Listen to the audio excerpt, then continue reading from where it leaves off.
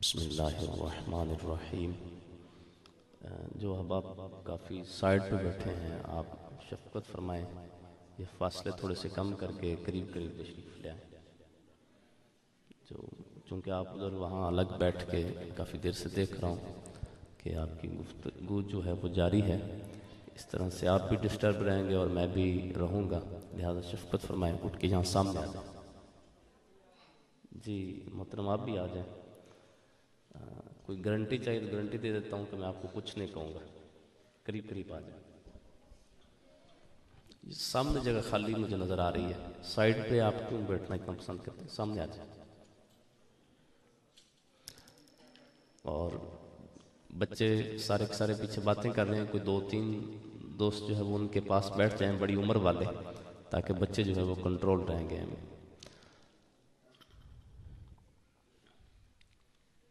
بس غصہ کسی سے نہیں کرنا، بس پیار محبت سے جو ہے تو اسے قریب ہی ان کو بلا لیں۔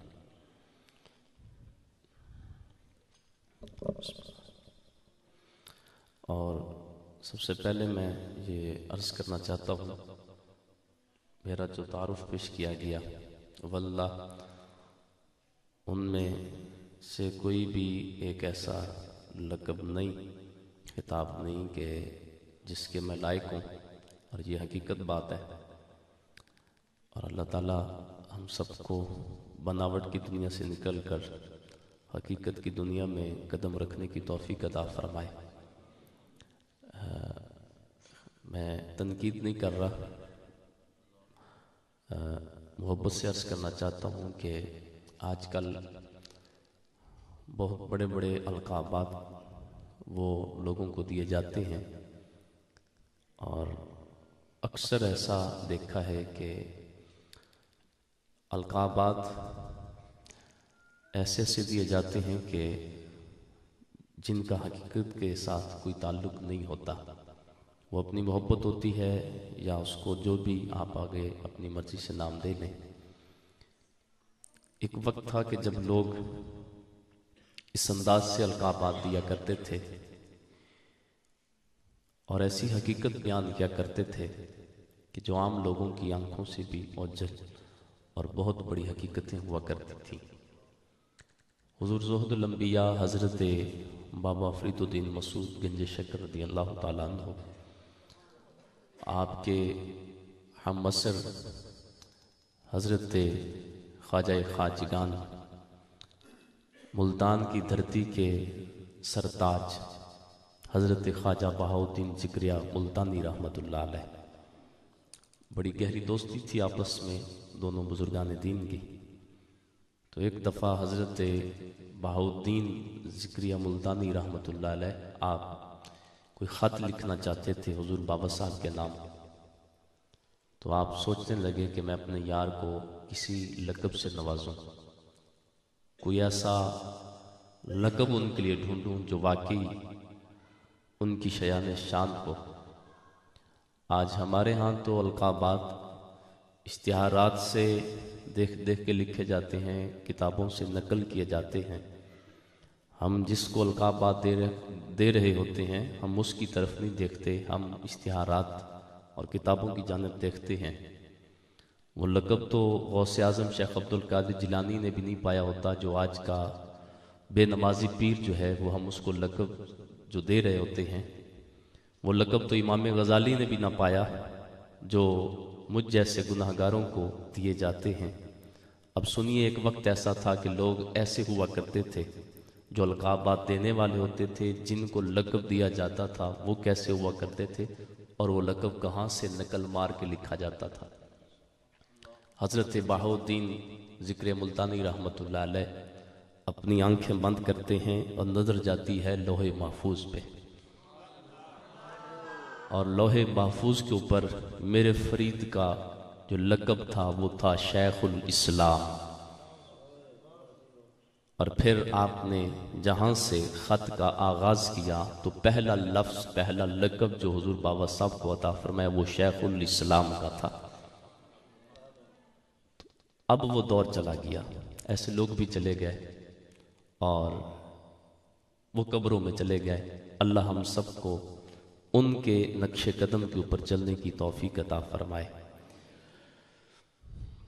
اس کو کوئی بندہ اپنے دل پہ بات نہ لے، یہ میں نے اپنی محبت سے عرض کی ہے تاکہ کوئی مجھے واقعی مفکر اسلام، جو آج کل واقعی مفکر اسلام ہیں اور آج کل جیل کی سلاخوں میں ہیں، کوئی مجھے وہ سمجھ کر نہ سنے، اور میں وہ نہیں ہوں۔ اصل ہوتی ہے، کاپی ہوتی ہے، اور کاپی ہونا بھی ایک بہت بڑی بات ہوتی ہے۔ میں تو کاپی بھی نہیں ہوں، لہٰذا ہمیں جو ہے وہ اپنے جو اس کے لائق ہوں وہی القابات ان کو دینے چاہیے۔ محبت سے درود و اسلام پڑھ لیجیے۔ الصلاۃ والسلام علیک یا سیدی یا رسول اللہ، الصلاۃ والسلام علیک یا سیدی یا حبیب اللہ۔ رب اشرح لی صدری ویسر لی امری واحلل عقدۃ من لسانی یفقہوا قولی۔ رضیت باللہ ربا وبالاسلام دینا وبمحمد صلی اللہ علیہ وسلم نبیا ورسولا۔ احمدک اللہم یا مجیب کل سائل، والصلاة والسلام علی من هو افضل الوسائل، وعلی آلہ واصحابہ ذوی الفضائل۔ اما بعد فاعوذ باللہ من الشیطان الرجیم، بسم اللہ الرحمن الرحیم۔ لقد من اللہ علی المؤمنین اذ بعث فیہم رسولا۔ صدق اللہ العظیم وبلغنا رسولہ النبی الکریم الامین، ونحن علی ذلک لمن الشاہدین والشاکرین، والحمد للہ رب العالمین۔ ان اللہ وملائکتہ یصلون علی النبی یا ایھا الذین آمنوا صلوا علیہ وسلموا تسلیما۔ الصلاۃ والسلام علیک یا سیدی یا رسول اللہ، الصلاۃ والسلام علیک یا سیدی یا حبیب اللہ۔ ان کی الفت یہ کام کرتی ہے، ان کی الفت یہ کام کرتی ہے کہ ہر نظر احترام کرتی ہے۔ جو آقا کی ذات پہ پڑھتا ہے درود و سلام، پھر دنیا اس کو سلام کرتی ہے۔ الصلاۃ والسلام علیک یا سیدی یا رسول اللہ، الصلاۃ والسلام علیک یا سیدی یا حبیب اللہ، وعلی آلک وصحابک یا سیدی یا محبوب اللہ۔ اللہ رب العزت کی حمد و ثنا کے بعد آقا دو عالم، نور مجسم، شفیع معظم، نبی محتشم، معصوم آمنہ، احمد مجتبیٰ، جناب محمد مصطفیٰ صلی اللہ علیہ وآلہ وسلم کے دربار گہر بار میں ان کے حضور ناز میں ہدیہ عقیدت پیش کرنے کے بعد نہایت واجب الاحترام، لائق تعظیم، ذی وقار علماء کرام اور حاملین عقیدہ اہل سنت اللہ تعالیٰ کا کروڑوں بار شکر ادا کرتے ہیں کہ اس خالق کائنات نے رات کی اس پہر ہمیں اپنے گھر کی حاضری کی توفیق بخشی، اور پھر اس پہ بھی اس سے بھی بڑا ایک احسان ہمارے اوپر یہ فرمایا کہ ہمیں اپنے حبیب کریم علیہ السلام کے ذکر پاک کی محفل میں حاضری کی توفیق بخشی۔ اس پر جتنا بھی خالق کائنات کا شکر ادا کیا جائے وہ کم ہے۔ الحمدللہ رب العالمین۔ سٹیج پر ہمارے مسلک کے درخشندہ ستارے علماء کرام کی صورت میں اور قرہ حضرات کی صورت میں موجود ہیں۔ ایک وقت تھا کہ جب علماء اور مشائخ اپنے ساتھ قرآن کے قاری کو اور قرآن کے قاریوں کو جو ہے وہ اپنے ساتھ رکھا کرتے تھے۔ حضرت امام غزالی علیہ الرحمہ ایک دفعہ سنجر بادشاہ کے دربار میں پہنچے، اور یہ بڑا جلالی بادشاہ تھا۔ اقبال نے بھی اپنے کلام میں کچھ اس انداز سے اس کا تعارف پیش کیا تھا کہ شوکت سنجر و سلیم اس کے جلال کی نمود۔ بڑا جلالی بادشاہ تھا۔ حضرت امام غزالی علیہ الرحمہ جیسے شخص اس کے دربار میں جاتے ہیں تو اس کے روب اور جلال کی وجہ سے حضرت امام غزالی علیہ الرحمہ کے اوپر لرزہ طاری ہو گیا، آپ کانپنے لگے۔ آپ کے ساتھ ایک قاری قرآن تھا، آپ نے فرمایا کہ میاں جلدی سے قرآن کی تلاوت شروع کرو۔ بس جو ہی قاری قرآن نے قرآن کی تلاوت شروع کی تو قرآن کا جلال سنجر بادشاہ کے جلال پر حاوی ہو گیا، اور حضرت امام غزالی علیہ رحمہ کا جو لرزہ تھا وہ ختم ہوا۔ تو قرآن سے دلوں کے اندر خوف خدا پیدا ہوتا ہے، اور جس کے سینے میں خوف خدا ہو وہ دنیا کے پھر کسی اور بھی شخص سے نہیں ڈرتا، وہ صرف ایک رب سے ڈرتا ہے۔ تو لہٰذا قرآن جو ہے یہ بندوں کا تعلق، بندوں کا رشتہ خدا سے جوڑنے والا وہ خوبصورت کلام ہے۔ وہ قاری صاحب بھی بیٹھے ہیں کہ جن کی تلاوت سے محفل کے اندر ایک سماع بند گیا تھا۔ اللہ تعالیٰ ایسے لبوں کو سلامت رکھے جن لبوں کے اوپر صبح و شام قرآن کی تلاوت جاری ہوتی ہے، اور اللہ ایسے کانوں کو بھی سلامت رکھے جو کان صبح و شام قرآن کبھی سنتے ہیں، کبھی حضور کا فرمان سنتے ہیں۔ پیارے محبوب علیہ السلام کے غلاموں، میں نے آپ کے سامنے اس کی ایکو تھوڑی سی اور کم کر دیں، آواز ریپیٹ نہیں ہونی چاہیے، بالکل صاف سمجھ آنی چاہیے حضرت۔ آپ کے سامنے قرآن مجید فرقان حمید میں سے جو آیت بینہ کا کچھ حصہ تلاوت کیا ہے، خالق کائنات نے اس کے اندر ایک عظیم احسان کا ذکر کیا ہے۔ نہ صرف اس کا ذکر کیا بلکہ احسان جتلا بھی دیا۔ خالق کائنات نے ارشاد فرمایا لَقَدْ مَنَّ اللَّهُ عَلَى الْمُؤْمِنِينَ إِذْ بَعَثَ فِيهِمْ رَسُولًا، کہ بے شک اللہ رب العزت نے مومنوں کے اوپر احسان کیا ہے کہ اپنا شان والا رسول انہیں عطا فرمایا ہے۔ مالک نے خود ہی احسان کیا، اور احسان کرنے کے بعد خود ہی احسان کو جتلا دیا، حالانکہ یہ اس کا مزاج نہیں ہے۔ احسان کر کے احسان جتانا یہ اللہ کا مزاج نہیں ہے۔ وہ تو خود اپنے بندوں کو حکم دیتا ہے لا تبطلوا صدقاتکم بالمن والعذا، اے لوگو جب کسی کو کوئی صدقہ خیرات دے دو تو اس کو دے کر اس کا احسان جتلا کر اس کو تکلیف پہنچا کر اپنے صدقات و خیرات کو ضائع نہ کیا کرو، اپنے عمل کو ضائع نہ کرو۔ جب کسی کو کچھ دے دیا، کسی کی خالی جھولی کو بھر دیا، کسی کو زکوٰۃ دے دی، کسی کو کوئی اور صدقہ خیرات دے دیا، اب وہ دے کر لوگوں کو بتلاتے نہ پھرو کہ میں نے اس کی خالی جھولی کو بھر دیا۔ کہا اگر تم نے ایسا کیا، جس کو دیا جب وہ سنے گا اس کے دل کو تکلیف پہنچے گی، کہا رب تمہارے اس عمل کو قبول ہی نہیں کرے گا، وہ تمہارا عمل ضائع ہو جائے گا۔ لیکن آج جس معاشرے کے اندر ہم رہتے ہیں، ہمارے معاشرے کے اندر تو نیکی کر کے پھر لوگوں کے سامنے اس کی اشتہار بازی کی جاتی ہے، گھروں کے اندر جا کر بتایا جاتا ہے، سوشل میڈیا کے ذریعے لوگوں کو بتایا جاتا ہے، اخبارات کے اندر اشتہارات چھپوا کر، خبریں چھپوا کر بتایا جاتا ہے کہ فلاں چودھری صاحب نے رمضان المبارک کے اندر اتنے غریبوں کو اپنے ڈیروں کے اوپر کھڑے ہو کر آٹا تقسیم کیا، اتنی زکوٰۃ اس نے تقسیم کر دی۔ ہم تو اشتہار بازی کرتے ہیں، مگر رب کہتا ہے اگر تم نے ایسا کیا تو تمہارا عمل ضائع ہو جائے گا۔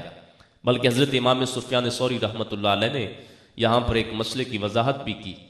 آپ فرماتے ہیں کہ ایک ہوتا ہے زکوٰۃ دینے والا اور ایک ہوتا ہے زکوٰۃ لینے والا۔ کہا زکوٰۃ دینے والا اور لینے والا حقیقت میں یہ دونوں محتاج ہیں۔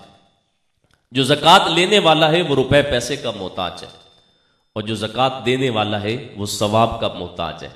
کہا جب تک زکوٰۃ دینے والا لینے والے کی نسبت خود کو زیادہ محتاج نہ سمجھے، اللہ اس کی زکوٰۃ کو قبول ہی نہیں کرتا۔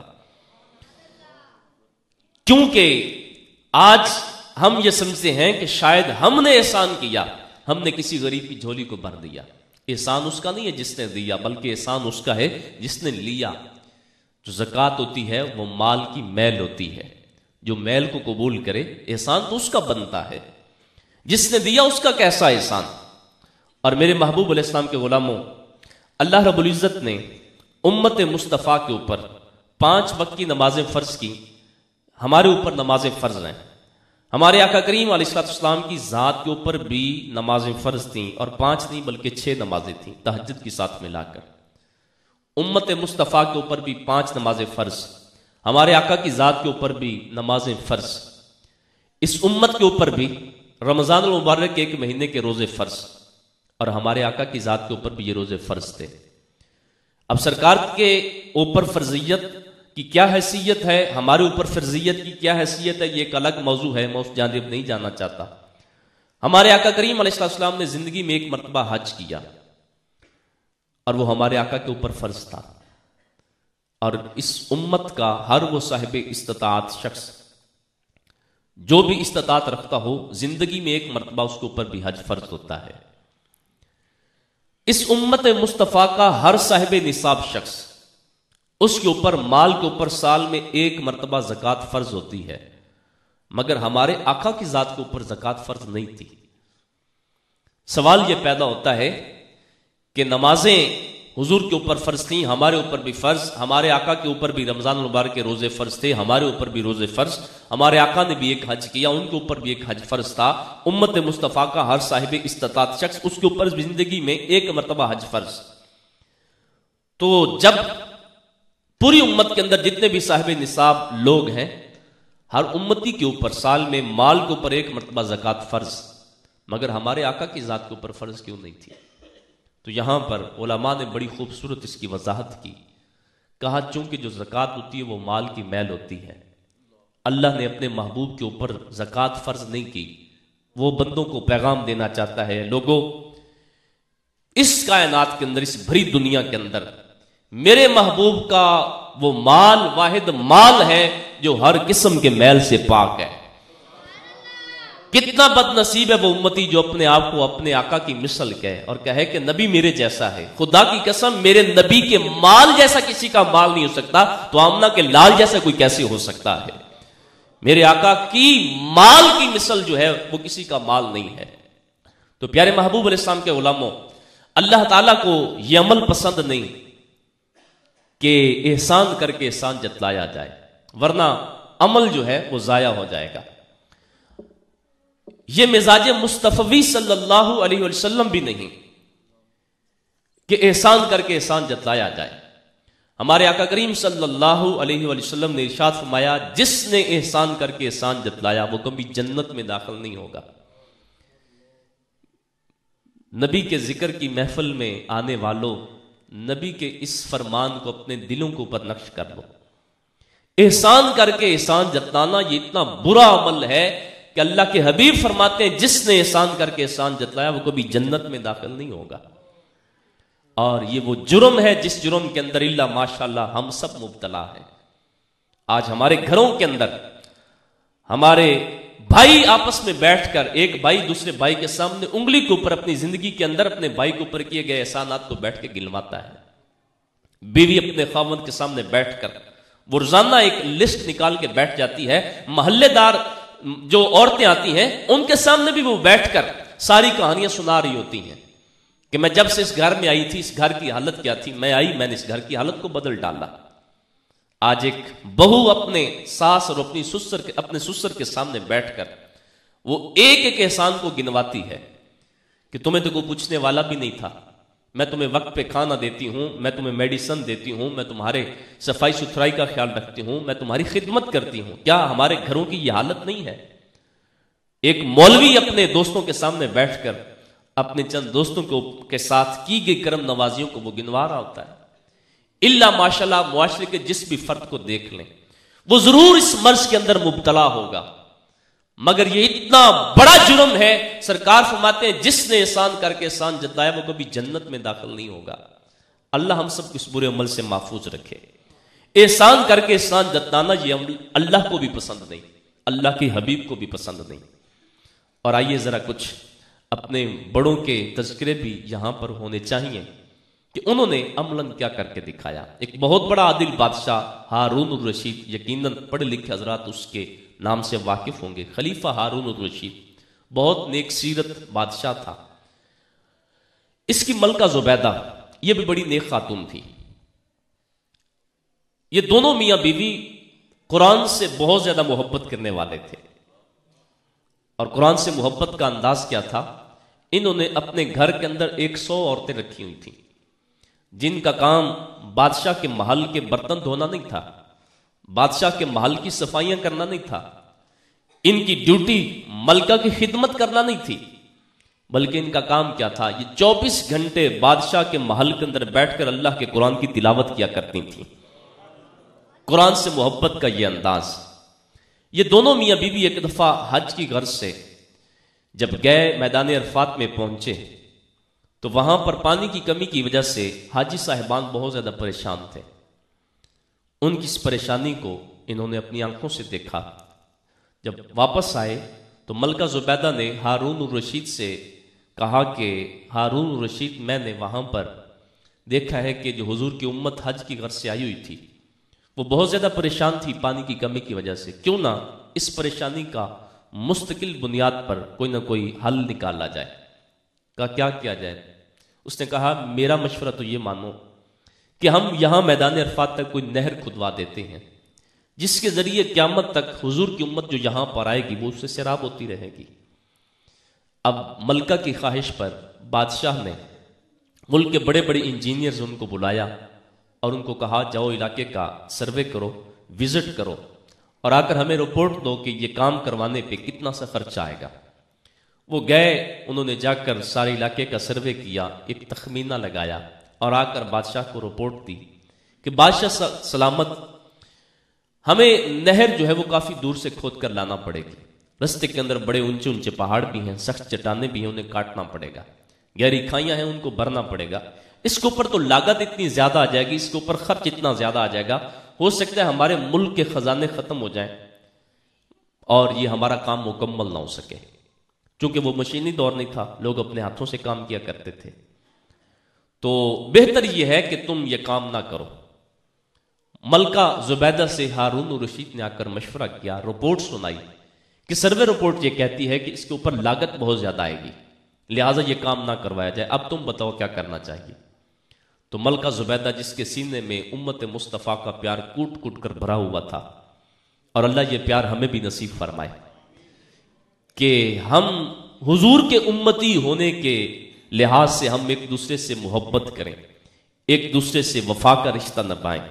وہ اقبال نے کیا خوبصورت پیغام دیا تھا. اقبال نے کہا تھا خدا کے بندے تو ہیں ہزاروں، بنوں میں پھرتے ہیں مارے مارے. کہا جنگلوں کے اندر جا کر دیکھو تمہیں ہزاروں لوگ ایسے ملیں گے جو خدا کی تلاش میں پھرتے ہیں، مگر اقبال ہر کسی کو اپنا مرشد، اپنا آقا نہیں بنائے گا. کہا اقبال تو پھر کس کا مرید بننا پسند کرے گا، کس کو اپنا مرشد بنائے گا؟ کہا بے شک سارے خدا کی تلاش میں نکلے ہوئے ہیں، سارے حقیقت میں خدا کو ڈھونڈنا چاہتے ہیں، خدا کے متلاشی ہیں، خدا کی قربت حاصل کرنا چاہتے ہیں، مگر اقبال ہر کسی کو اپنا مرشد اور آقا نہیں بنائے گا. کہا اقبال پھر بتا کس کو بنائے گا؟ کہا خدا کے بندے تو ہیں ہزاروں، بنوں میں پھرتے ہیں مارے مارے. میں اس کا بندہ بنوں گا جس کو خدا کے بندوں سے پیار ہوگا. کہا اقبال تو اس کو اپنا آقا بنائے گا جو خدا کے بندوں سے پیار کرنے والا ہوگا. تو ملکہ زبیدہ کا یہی جذبہ تھا. اس نے کہا اگر مجھے مزدور کی کدال کی ایک ایک ضرب کے اوپر مجھے 100 درہم خرچ کرنا پڑے میں کروں گی، یہ مزدوری ادا کروں گی، مگر امت مصطفیٰ کو یہ تحفہ ضرور دوں گی. لہذا یہ کام شروع کرواؤ. ملکہ کی خواہش پر یہ خوبصورت کام یہ شروع کروا دیا گیا. کئی سال کے بعد یہ کام مکمل ہوا. ہمارے ہاں بھی یہی ہوتا ہے، جب بھی کسی سے کوئی کام کروایا جاتا ہے حساب کتاب لکھا جاتا ہے، کھاتا بنایا جاتا ہے. اب وہ انجینئر جو ٹھیکیدار تھے کام کرنے والے، انہوں نے وہ سارا حساب کتاب لکھا ہوا تھا. کام مکمل ہوا، انہوں نے ایک گٹھڑی باندھی حساب کتاب کی کاغذوں کی، وہ اٹھا کر بادشاہ کے پاس لے کر آئے. بادشاہ کے سامنے وہ گٹھڑی رکھی، مبارکباد پیش کی کہ بادشاہ سلامت تمہیں مبارک ہو، جو ہم نے خوبصورت عمل شروع کیا تھا، جو کام شروع کیا تھا وہ اللہ کے فضل سے مکمل ہو چکا، اور اس کا سارا حساب کتاب یہ میں نے کاغذوں کے اوپر لکھ دیا ہے. اس کو چیک کر لیں تاکہ اس کے اندر کوئی کمی بیشی نہ ہو. ہم نے آپ سے کتنا لیا، کہاں کہاں پر کتنا خرچ کیا، سارا حساب کتاب اس کے اوپر درج ہے. اب شام کا وقت تھا، اس وقت ان کا محل دریائے دجلہ کے کنارے تھا. ہارون الرشید اس گٹھڑی کو اٹھا کے لے جاتا ہے اپنے محل کی چھت پر. ملکہ زبیدہ محل کی چھت پہ بیٹھی تھی. اس نے جا کر وہ گٹھڑی ملکہ کے سامنے رکھی، مبارکباد پیش کی کہ مبارک ہو، اللہ کے فضل سے جو تمہاری تمنا تھی، جو خواہش تھی، وہ پوری ہو چکی، اور اس کا سارا حساب کتاب کے کاغذوں کے اوپر لکھا ہوا ہے، اس کو ایک نظر چیک کر لو. اب ملکہ زبیدہ کا عمل دیکھیے. اس نے گٹھڑی کو کھولا، کاغذات کو اٹھاتی، دیکھے بغیر پڑھے بغیر ٹکڑے ٹکڑے کر کے دریا کے اندر پھینک دیتی. اس نے وہ سارا کا سارا حساب کتاب پھاڑ کے دریا کے اندر پھینک دیا. اور اس کے بعد ملکہ زبیدہ نے محل کی چھت پہ مصلی بچھا لیا، مصلی بچھا کر سجدے کے اندر جا کر مالک کی بارگاہ میں رو کر عرض کرتی ہے، اے رب ذوالجلال، میں تیری بندی ہونے کے باوجود تیرے بندوں سے حساب نہیں لیتی، میں تیری بندی ہو کر تیرے بندوں سے حساب نہیں لیتی، مالک جب کل قیامت کا دن آئے تو اپنی اس بندی سے حساب نہ لینا، مالک تیرے بندوں کے اس کام کو بغیر حساب کا قبول کرتی ہوں، کل جب قیامت کا دن آئے تو بھی اس بندی کو بھی حساب بخش دینا اور داخل جنت فرما دینا۔ نیکی کر دریا میں ڈال، اسے کہتے ہیں جو ملکہ زبیدہ نے عملاً کر کے دکھایا۔ تو یارو احسان کر کے احسان جتلانا یہ اللہ کو بھی پسند نہیں، اللہ کے حبیب کو بھی پسند نہیں، اور ہمارے بڑوں نے یہ عملاً جو ہے وہ یہ کر کے دکھایا۔ احسان کر کے احسان جتلانا یہ کوئی اچھا عمل نہیں ہے، مالک کو بھی پسند نہیں، مالک کے حبیب کو بھی پسند نہیں۔ اب یہاں پر بندے کی عقل دنگ رہ جاتی ہے، مالک خود ہمیں روکتا ہے احسان کر کے احسان نہ جتلایا کرو، مگر جب اپنے حبیب کی باری آئی تو کہا لقد من اللہ علی المؤمنین اذ بعث فیہم رسولا، اے مومنوں کے گروہ میں نے تمہارے اوپر احسان کیا کہ میں نے تمہیں اپنا شان والا رسول عطا فرمایا۔ ہمیں احسان کر کے احسان جتلانے سے روکتا ہے، خود احسان کر کے احسان جتلا رہا ہے۔ تو یہاں پر محدثین نے اس کی بہت خوبصورت حکمتیں لکھی، ان میں سے ایک دو آپ کے سامنے میں نے عرض کرنی ہے۔ پیارے محبوب علیہ السلام کے غلاموں، اس مالک کی کرم نوازیوں تو دیکھیں، اس کی تو کرم نوازیاں ہر وقت ہمارے اوپر برس رہی ہیں۔ وہ کیا خوب کسی نے کہا تھا، تیری شان کریمی پہ جب نظر جاتی ہے زندگی کتنے مراحل سے گزر جاتی ہے، تیری شان کریمی پہ جب نظر جاتی ہے زندگی کتنے مراحل سے گزر جاتی ہے، وہ بن مانگے دیے جاتا ہے دینے والا، ہاتھ اٹھتے ہی نہیں میری جھولی بھر جاتی ہے۔ اس مالک کی ہر وقت کرم نوازیاں اور اس کے احسانات کی بارش تو ہمارے اوپر برس رہی ہے۔ ذرا کبھی جو ہے وہ غور تو کیا کرو کہ اس مالک کی کہاں کہاں پر ہمارے اوپر کرم نوازیاں ہو رہی ہیں۔ پیارے محبوب علیہ السلام کے غلاموں، اس مالک کا احسان دیکھیے کہ اس نے ہمیں مخلص دوستوں کی صورت میں ہمارے اوپر ایک عظیم احسان کیا۔ یہ مالک کا بہت بڑا احسان ہے اگر کسی کو کوئی مخلص دوست مل جائے۔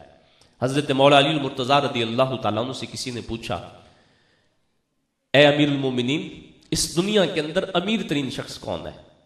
کہا جس کا اس دنیا کے اندر کوئی مخلص دوست ہو، اللہ کسی کو کوئی مخلص دوست دے دے، وہ دنیا کا امیر ترین شخص ہے۔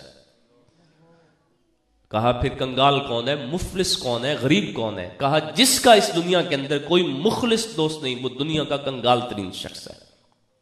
اب اللہ رب العزت نے ایسے ہمیں کئی رشتے عطا فرمائے، اللہ دوستوں کو سلامت رکھے جو اخلاص سے آپ کے ساتھ پیار کرنے والے ہوں، جو مخلص آپ کے ساتھی ہوں۔ یہ رب کی بہت بڑی نعمت ہے، یہ رب کا بہت بڑا احسان ہے۔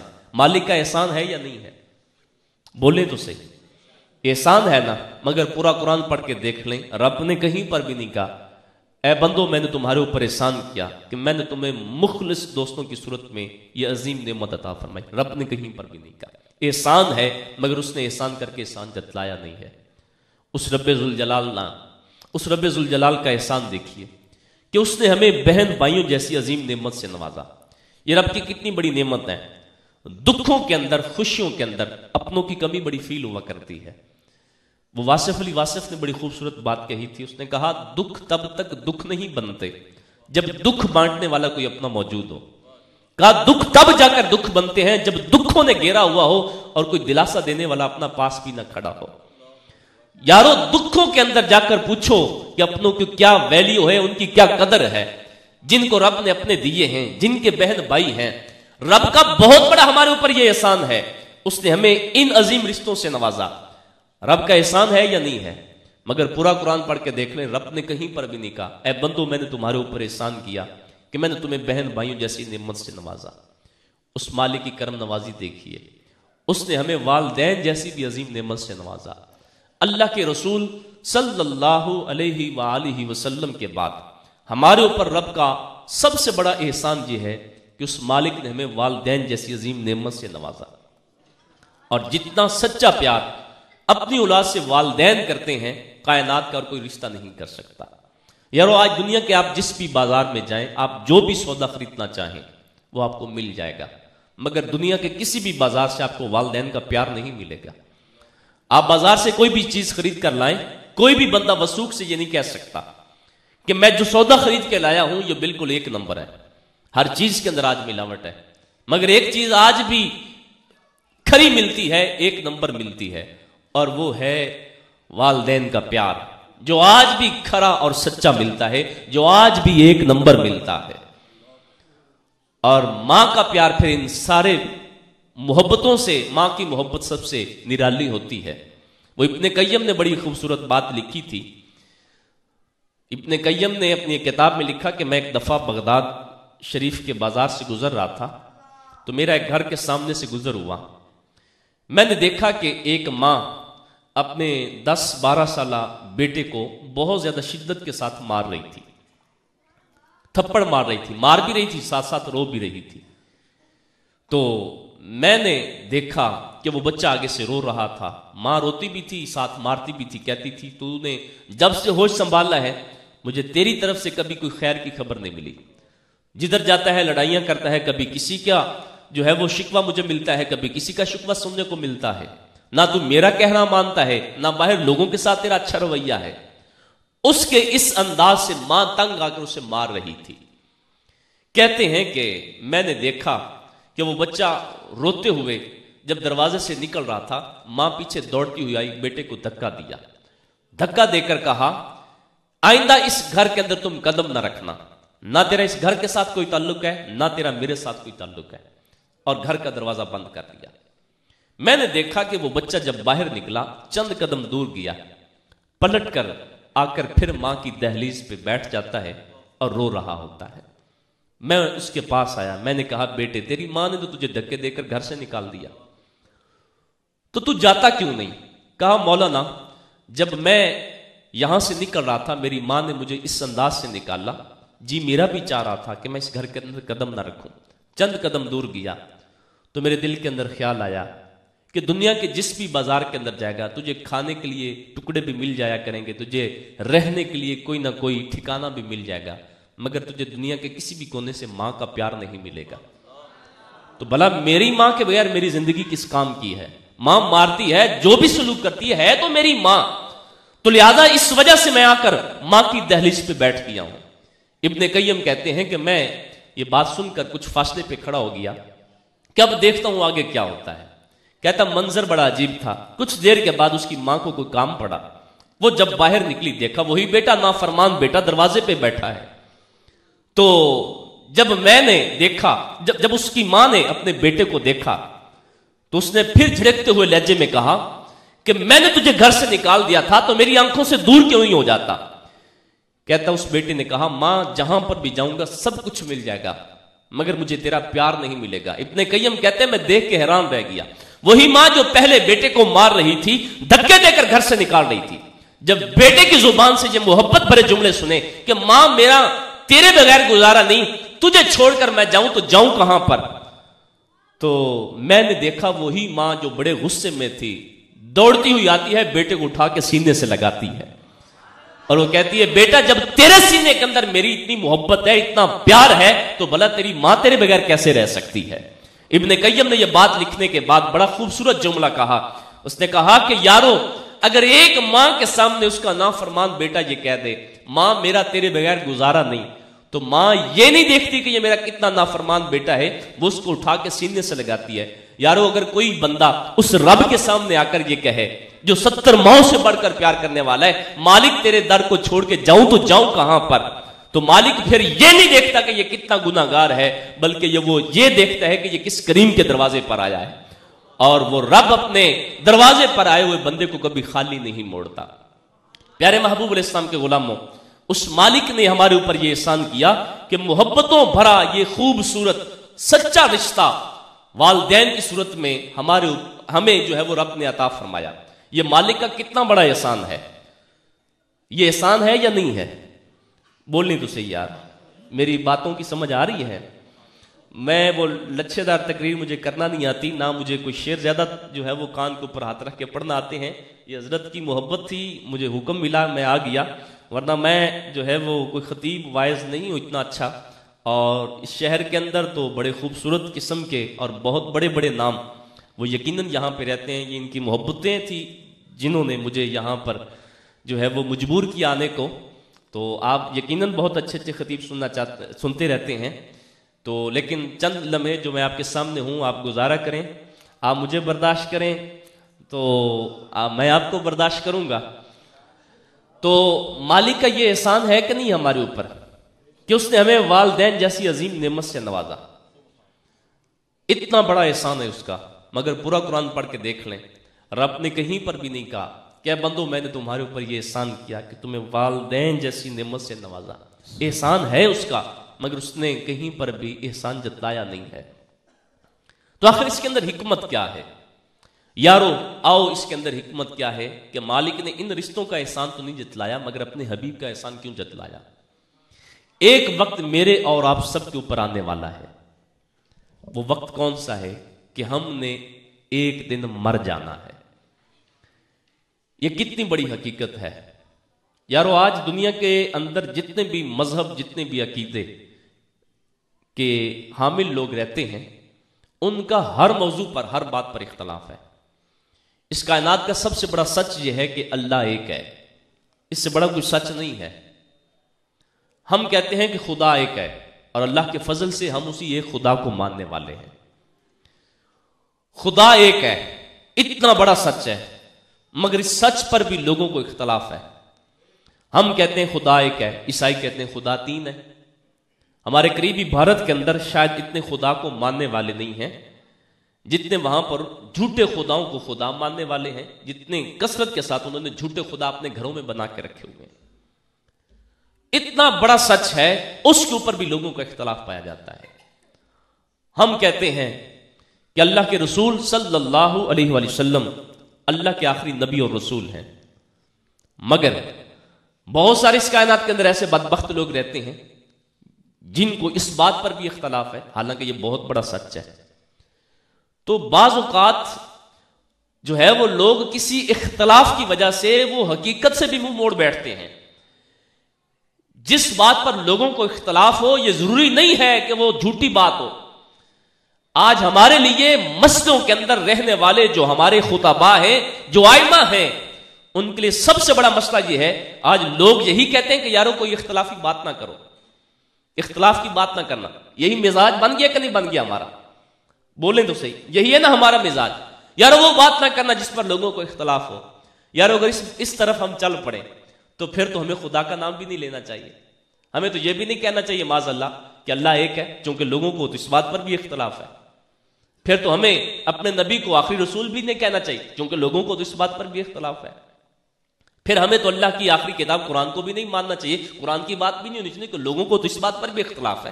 ہم کہتے ہیں اللہ کی آخری کتاب جو ہے وہ قرآن ہے، عیسائی کہتے ہیں اللہ کی آخری کتاب انجیل ہے۔ تو اختلاف تو اس بات پر بھی ہے۔ تو یارو ہر بات پر اختلاف ہے، اختلاف کا ہو جانا یہ کوئی بڑی بات نہیں ہے، اور جس بات پر لوگوں کو اختلاف ہو یہ ضروری نہیں ہے کہ وہ بات نہ کی جائے۔ ہاں اس کے حقیقت کی جانب بڑھنا چاہیے کہ موقف سچا کس کا ہے، موقف جھوٹا کس کا ہے، پھر جا کر حقیقت تک اور سچ کی تہ میں اتر کر پھر جا کر یہ بات کرنی چاہیے۔ اور ہم کہتے ہیں کہ یارو کوئی اختلافی بات نہیں کرنی چاہیے، اگر اس بات کی جانب چل پڑے تو ہمیں تو رب اور رب کے رسول کا نام لینے سے بھی روک دیا جائے گا۔ تو لہٰذا اپنے مزاج کو شریعت کے اوپر لاگو نہ کیا کریں، اپنی طبیعت کو نبی کی شریعت کے مطابق ڈھالنا سیکھیے۔ آج ہم کیا کرتے ہیں، ہم حضور کی شریعت کو، نبی کی شریعت کو کھینچ کر اپنی طبیعت کے مطابق ڈھالنا چاہتے ہیں، جبکہ حضرت فاروق اعظم جیسے لوگ بھی اپنی طبیعت کو نبی کی شریعت کے مطابق ڈھال رہے تھے۔ حضرت عثمان غنی جیسے لوگوں نے اپنی طبیعت کو مزاج شریعت کے مطابق ڈھالا۔ مولا علی رضی اللہ تعالیٰ عنہ امام مقام اور ہمارے جتنے بھی بزرگان دین ہمارے اسلاف ہیں، انہوں نے اپنی طبیعت کو شریعت نہیں بنایا بلکہ شریعت مصطفیٰ کے مطابق اپنی طبیعت کو ڈھالا۔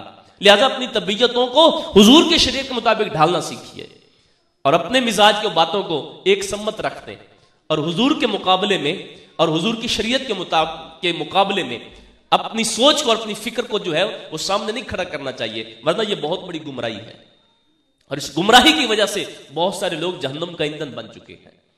پیارے محبوب علیہ السلام کے غلاموں، ہر بات پر لوگوں کا اختلاف ہے، ہر موضوع پر لوگوں کا اختلاف ہے، مگر آؤ میں تمہیں ایک بات بتاتا ہوں جس پر کسی بھی شخص کو، کسی بھی عقیدہ رکھنے والے آدمی کو کوئی اختلاف نہیں ہے۔ آپ سننا چاہتے ہیں نا کہ کوئی ایسی بات کی جائے جس پر کسی کو کوئی اختلاف نہ ہو، تو آؤ میں تمہیں بتا رہا ہوں، وہ صرف ایک بات ہے، صرف ایک موضوع ہے، صرف ایک جملہ ہے جس پر کائنات کے اندر جتنے بھی لوگ رہتے ہیں کسی کو کوئی اختلاف نہیں۔ اس کے علاوہ آپ جس مرضی موضوع کو نکال کے لے آئیں، میں چیلنج کر کے کہہ رہا ہوں ہر بات پر لوگوں کو اختلاف ہے، سوائے اس ایک بات کے۔ وہ کون سی بات ہے؟ وہ کون سا سچ ہے؟ ہر ہندو، ہر عیسائی، ہر مسلمان، ہر یہودی، ہر پارسی، ہر بدھ مت، ہر سکھ یہ کہتا ہے، ہر سکھ یہ اس بات پر اتفاق کرتا ہے، ہر شخص، ہر آدمی کو اس بات پر اتفاق ہے کہ ہم نے ایک دن آخرکار مر جانا ہے۔ سوائے اس ایک بات کے، اس ایک موضوع کے، جتنے بھی موضوعات ہیں سارے موضوعات پر دنیا کے اندر جتنے بھی لوگ رہتے ہیں ان کا اس بات، ہر بات پر اختلاف پایا جاتا ہے سوائے اس ایک بات کے۔ یہ اتنا بڑا سچ ہے کہ جس کو دنیا کا ہر مذہب کا جو ہے وہ حامل شخص مانتا ہے، کیا کہ ہم نے آخرکار ایک دن مرنا ہے۔ وہ وقت میرے اور آپ سب کے اوپر آنے والا ہے جب میری اور آپ کی روح ہمارے جسم سے جدا ہو جائے گی۔ حضرت اسرائیل علیہ السلام آ کر ہماری سانس والی نالی کے اوپر انگلی رکھ دیں گے، ہم بے حس بے جان اپنی چارپائیوں کے اوپر پڑے ہوں گے۔ یارو یہ وہ محبتوں والے رشتے جن کا بھی میں تذکرہ کر رہا تھا، یہ بہن بھائی، یہ والدین، یہ عزیز و اقربا، یہ عزیز رشتہ دار، دوست احباب ہمارے مرنے کے بعد ہماری ہی چارپائی کے آس پاس کھڑے ہو کر رو رہے ہوں گے۔ چند لمحے رونے کے بعد سنبھل جائیں گے، سنبھلنے کے بعد عزیز رشتہ داروں کو، دوست احباب کو کال کر کے بتائیں گے کہ ہمارا فلاں عزیز، فلاں پیارا اس دنیا سے چلا گیا۔ ہم روز ایسے میسیجز سنتے ہیں، ہمیں روز ایسے میسیجز سنائے جاتے ہیں، پیغامات دیے جاتے ہیں، دلوائے جاتے ہیں کہ فلاں شخص فوت ہو گیا، فلاں فوت ہو گیا۔ ہمیں جب بھی کوئی ایسا میسج ملتا ہے، کسی کی فوتگی کی اطلاع دی جاتی ہے، تو ہماری زبان پر سب سے پہلا سوال کیا ہوتا ہے؟ انا للہ و انا الیہ راجعون۔ یہ پڑھنے کے بعد سوال کیا ہوتا ہے؟ سب سے پہلا ہمارے لبوں پر سب سے پہلا سوال یہ ہوتا ہے کہ مرنے والے کا جنازہ کتنے بجے ہے؟ کبھی غور کیا ہے یہ جنازے کا وقت پوچھنے والے حقیقت میں کیا پوچھتے ہیں؟ وہ وقت آنے والا ہے جب میرے اور آپ کے جنازے کا وقت پوچھا جا رہا ہوگا۔ غور تو کرو، یہ جنازے کا وقت پوچھنے والے حقیقت میں پوچھتے کیا ہے؟ بظاہر لفظ تو جنازے کے وقت کے ہوتے ہیں، مگر پوچھنے والے یہ پوچھ رہے ہوتے ہیں کہ مرنے والے کو گھر سے کتنے بجے نکالنا ہے۔ وہ گھر جس کو بنانے کے لیے ہم نے حلال حرام کی تمیز کو بلا دیا تھا، وہ گھر جس کو بنانے کے لیے ہم نے اپنے سگے بھائیوں کے، اپنی بہنوں کے حق جو ہے وہ کھا لیے تھے، ان کے حق مار لیے تھے، وہ گھر جس کو بنانے کے لیے ہم نے لوگوں سے رشوتیں بھی لی تھی، وہ گھر جس کو بنانے کے لیے ہم نے ڈاکے بھی مارے تھے، چوریاں بھی کی تھیں، سودی کاروبار بھی کیے تھے، حرام کا پیسہ اکٹھا کر کے، رب اور رب کے رسول کی نافرمانی کر کے، اپنی قبر اور قیامت کو گندا کر کے، وہ عالیشان کوٹھی، وہ عالیشان گھر جو ہم نے بنایا تھا، ہمارے گھر والے ہمارے مرنے کے بعد اسی گھر سے ہمارے نکلنے کے منتظر بیٹھے ہوں گے۔ حفیظ جلندری نے بڑی خوبصورت فکر دی تھی، اس نے کہا ہے میرے مسلمان بھائی، آج تو جس گھر اور جن گھر والوں کے لیے تو اپنی قبر اور قیامت کو گندا کر رہا ہے، اپنے رب اور رب کے رسول کی نافرمانی کر رہا ہے، یہ وہ ہیں جو تیرے مرنے کے بعد تجھے کفن بھی ناپ کے پہنائیں گے کہ کہیں کوئی گز کپڑے کا زیادہ نہ چلے جائے۔ کہا تو ان کے پیچھے اپنی قبر اور قیامت کو گندا کر رہا ہے، اپنے رب اور رب کے رسول کی ناراضگی کو مول لے رہا ہے۔ ہمارے مرنے کے بعد ہمارے گھر سے ہمارے نکلنے کا انتظار کر رہے ہوں گے۔ اور اس سے بڑی غضب کی بات یہ ہوگی، اگر جنازے کا وقت 3 بجے رکھا گیا ہوگا، 3 بجنے میں سے بھی ابھی 15-20 منٹ پڑے ہوں گے، ہماری چارپائی کو اٹھا لیا جائے گا۔ جب چارپائی اٹھے گی، وہ بہنیں جو ہمیں پیار سے چاند کہا کرتی تھیں، ہر بہن کا یہ مزاج ہوتا ہے، وہ اپنے بھائی کو چاند سمجھتی ہے کہ میرا بھائی تو چاند ہے، چاند سے بھی زیادہ خوبصورت ہے۔ بھائی کالا ہو، اس کے نقش نین جیسے بھی ہوں، وہ یہ نہیں دیکھتی کہ اس کی شکل و صورت کیسی ہے۔ یہ بہن کا اپنی بھائی سے پیار ہوتا ہے، یہ اس کا سچا اور کھرا پیار ہے، وہ اپنے بھائی کو چاند کہتی ہے۔ وہ بہنیں جو ہمیں پیار سے چاند کہا کرتی تھیں، وہ ماں جس کے دلوں کی ہم دھڑکن ہوا کرتے تھے، جس کی آنکھوں کا ہم نور ہوا کرتے تھے، ہماری چارپائی جب ہمارے گھر سے اٹھے گی، یہ بہن بھی ساتھ چل رہی ہوگی، ماں بھی ساتھ چلے گی، مگر جو ہی گھر کی دہلیز آئے گی، मां के कदम भी वहीं पर रुक जाएंगे, बहनों के कदम भी वहीं पर रुक जाएंगे। बड़ा सच्चा प्यार करती हैं। मगर हमारे मरने के बाद हमारी घर की दहलीज जब आएगी, चारपाई वहां पे पहुंचेगी, इनकी मोहब्बतों की हद हमारे मरने के बाद हमारे घर की दहलीज है। फिर उसके बाद दोस्त अहबाब खड़े होंगे, हमारे भाई होंगे, हमारा बाप होगा, अजीज रिश्तेदार होंगे, वो हमारी चारपाई को उठा के कहां पर ले जाएंगे? जंगल के अंदर, कब्रिस्तान के अंदर एक गड्ढा खोदेंगे, कब्र खोद कर हमें कब्र के अंदर दफन करके आ जाएंगे। यार आज तक आपने बड़ी बड़ी मोहब्बतों की कहानियां सुनी होंगी कि फलां दोस्त के साथ बड़ी पक्की दोस्ती थी, बड़ी पक्की यारी थी, मगर आज तक नहीं सुना होगा कि किसी ने यह कहा हो कि मेरा दोस्त फौत हो गया है, तुम इसे कब्र में दफन करने लगे हो, मेरा तो इसके बगैर एक मिनट भी गुजारा नहीं होता था, अब मैं इसके बगैर भला कैसे रहूंगा, लिहाजा मुझे भी इसके साथ दफन कर दो। आज तक आपने नहीं सुना होगा, क़यामत तक ऐसा सुनने को भी नहीं मिलेगा। बड़ी बड़ी मोहब्बतों के ये रिश्ते, आपने वालिदैन अपनी औलाद से कितना प्यार करते हैं, और बिलखसूस मां अपनी औलाद से कितना प्यार करती है। वो क्या खूबसूरत अंदाज था ताबिश का, उसने कहा मुद्दत हुई मेरी मां नहीं सोई ताबिश। मैंने एक बार कहा था मां मुझे डर लगता है, कहता मेरा बचपना था, बचपने के अंदर रात को मैं डर गया। मेरी मां की आंख खुली, मुझे रोते हुए देखकर कहा बेटे रोते क्यों हो? कहा मां मुझे डर लग रहा है। कहा यह बात मैंने बचपन में की थी, आज मैं खुद बूढ़ा हो चुका हूं, मेरी मां भी बहुत ज्यादा बूढ़ी हो चुकी हैं, बुढ़ापे की वजह से उनकी कमर भी झुक चुकी है, आंखों की भी सफेदी आ चुकी है, सर के बाल भी सफेद हो चुके हैं, मगर जब भी रात को आंख खुलती है देखता हूं मेरी मां मेरे सिरहाने खड़ी होती है। पूछता हूं मां रात किस पहर तू क्यों जाग रही है? तो कहा बेटे तूने कहा था मुझे रात को डर लगता है। कहा तब से लेकर आज तक तेरी बूढ़ी मां रात को सोती नहीं है, बल्कि तेरी चारपाई के पास खड़े होकर तेरी रखवाली, तेरी चौकीदारी करती है। वो इतना सच्चा प्यार मां अपनी औलाद से करती है। यारो आज दुनिया के आप जिस भी बड़े से बड़े ओहदे और मनसब पर पहुंच जाएं, वालिदैन का प्यार उसका नेमुल बदल नहीं हो सकता। बहुत बड़ा आदिल बादशाह गुजरा है औरंगजेब आलमगीर, जिसने हिंदुस्तान के ऊपर तकरीबन 50 साल तक हुकूमत की, 50 साल तक उसने यहां पर हुकूमत की, और विरसे के अंदर उसको बादशाहत मिली थी, तख्त-ओ-ताज का मालिक था, जिसके अब्रू के इशारे से हिंदुस्तान की तकदीर लिखी जाती थी। इतना बड़ा बादशाह, इतनी बड़ी सल्तनत का मालिक, जब शाम का वक्त होता अपने महल की दीवारों के अंदर बैठकर रोया करता था। किसी ने रोते हुए देखा, कहा औरंगजेब आलमगीर रोते क्यों हो? बादशाहत आपको मिली है, तख्त आपके पास है, ताज आपके पास है, तो आखिर कौन सी ऐसी चीज, ऐसी कौन सी नेमत है जो आपके पास नहीं है, जिसकी महरूमी की वजह से रोते हो? जिसने बड़ी खूबसूरत एक तारीखी बात कही थी, इसने कहा था लोगों खुदा की कसम मुझे तख्त के ऊपर बैठने से वो लज्जत और लुत्फ नहीं मिलता जो मुझे मां के कदमों में बैठकर मिला करता था। कहा आज सब कुछ मेरे पास है मगर मेरी मां का प्यार मुझे नहीं मिल रहा।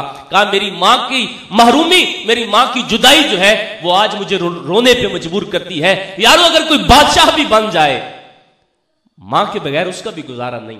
कितना सच्चा प्यार करती है मां। मगर आज तक आपने नहीं सुना होगा कि किसी का लाल, किसी का बेटा इस दुनिया से जा रहा हो, मां ने यह कहा हो मेरा बेटा, मेरी आंखों का नूर मुझसे जुदा करके ले जा रहे हो, लिहाजा मुझे भी अपने बेटे के साथ दफन कर दो। आज तक आपने नहीं सुना होगा।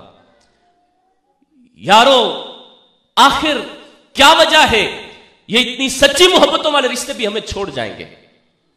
मौत की जब आंधी चलती है, बड़ी बड़ी मोहब्बतों की दोस्ती रस्सियां जो है वो ढीली पड़ जाती हैं। मौत की गर्मी से बड़े बड़े फौलादी रिश्ते भी पिघल जाते हैं। हमारे मरने के बाद हमारे घर वाले हमें कब्र के अंदर तन्हा छोड़कर आ जाएंगे। अल्लाह ने इनका एहसान इसलिए नहीं जतलाया, ऐ मेरे बंदे एक दिन जरूर ऐसा आ जाएगा। ये सारी मोहब्बतों वाले रिश्ते वाकई बड़ी सच्ची मोहब्बतें तुझसे करते हैं, मगर एक दिन जरूर आएगा जब ये तुझे तन्हा कब्र के अंदर छोड़कर आ जाएंगे।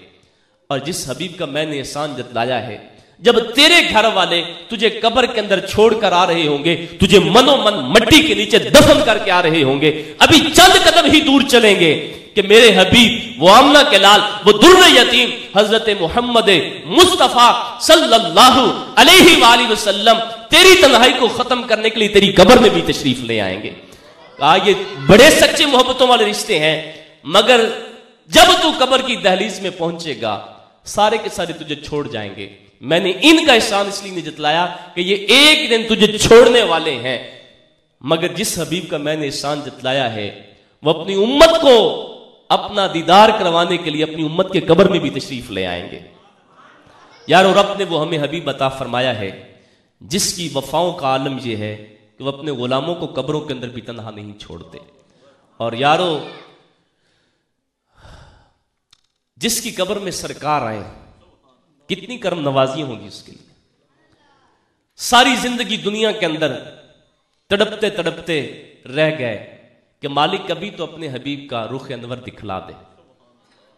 اور یارو اگر وہ خوبصورت، وہ نورانی چہرہ جس کی رب قسمیں کھاتا ہے، اگر اس چہرے کی جھلک دیکھنا، اگر یہ ہمارے دل کا شوق ہو، اس کے لیے ضروری ہے اس آنکھ کو کوئی بھی ایسا منظر نہ دکھایا جائے جو محبوب کی مرضی کے خلاف ہو۔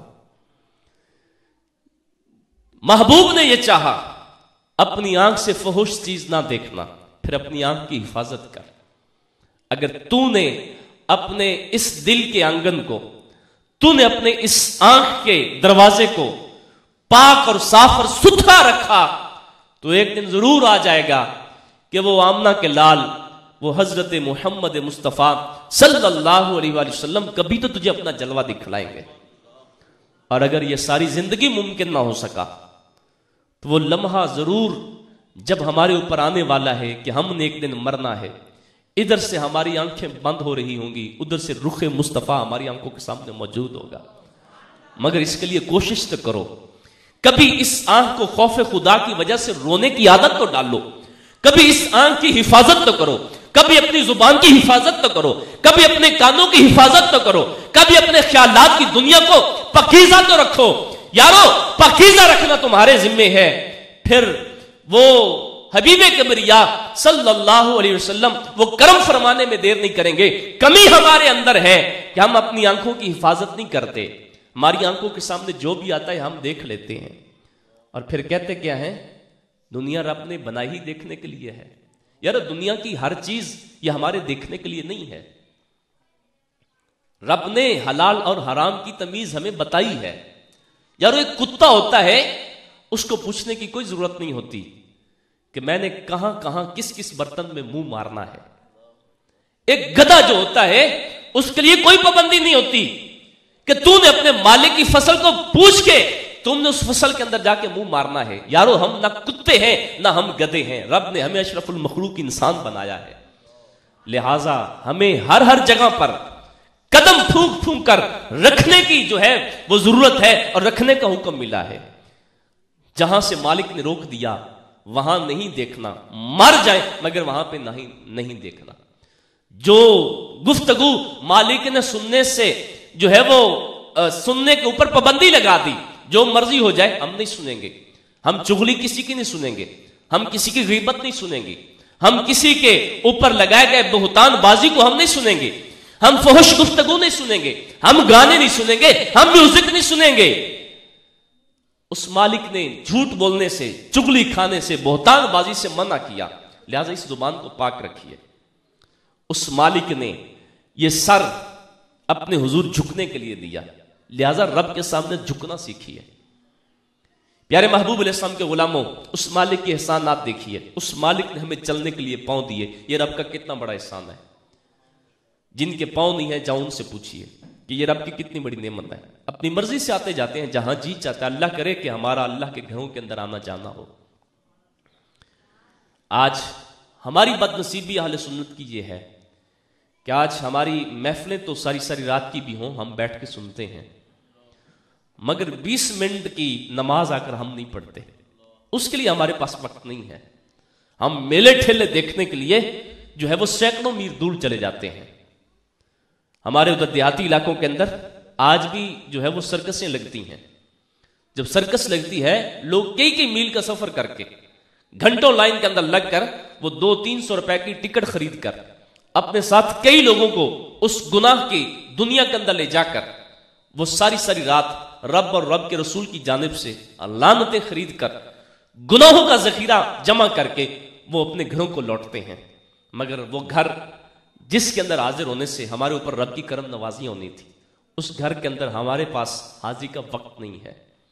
یارو آپ کے سینوں کے اندر اس محبت کو مزید جو ہے وہ جلا بخشنے کے لیے ایک بات عرض کرنا چاہتا ہوں اور اپنی گفتگو کو جلد از جلد سمیٹتا ہوں۔ پیارے محبوب علیہ السلام کے غلاموں، ایک آدمی تھا کسی کے گھر چوری کرنے کے لیے گیا۔ عین اس وقت جب وہ چوری کر رہا تھا تو گھر والوں کو خبر ہو گئی، ان کو پتہ چل گیا۔ وہ شور کر کے چیختے چلاتے ہوئے اس کے پیچھے بھاگے۔ وہ بھی اپنا سامان وہیں پر چھوڑ کر وہاں سے بھاگا، بھاگتا ہوا جا رہا ہے، کبھی اس گلی سے گزرتا ہے، کبھی اس گلی سے گزرتا ہے۔ اب لوگ اس کے بالکل قریب پہنچ چکے تھے، وہ بالکل پکڑے جانے کے قریب تھا کہ اگر ابھی میں کسی کے ہاتھ میں آ گیا یہ تو مجھے مار مار کر میرا برا حال کر دیں گے۔